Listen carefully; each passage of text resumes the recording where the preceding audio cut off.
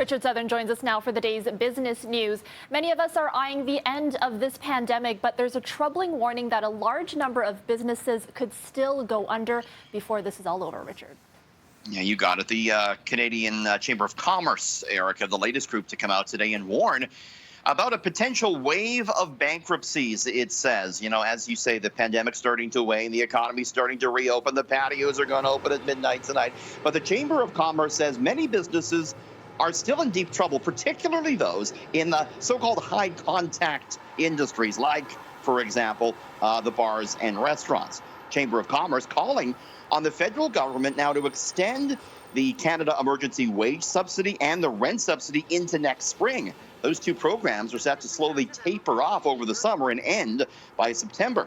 Erica, a recent survey from Stats Canada found nearly a quarter of businesses in the accommodation, food, and entertainment sectors say they have less than 12 months to operate before they declare bankruptcy. The hope, I guess, Erica, is that we're going to have a big economic rebound when things start to reopen, but still tough times for these businesses. Ontario's financial watchdog says this pandemic will continue to hurt the province's bottom line for years to come.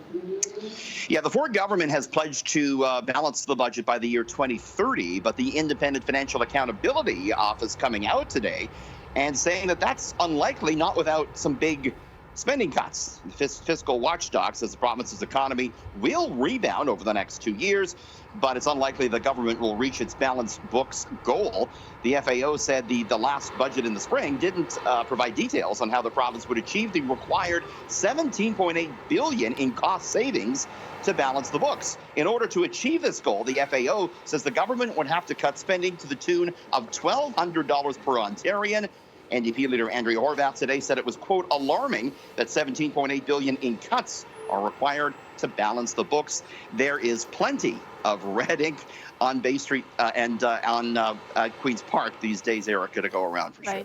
And finally, has Bitcoin officially hit the mainstream? One country is now recognizing the cryptocurrency as legal tender.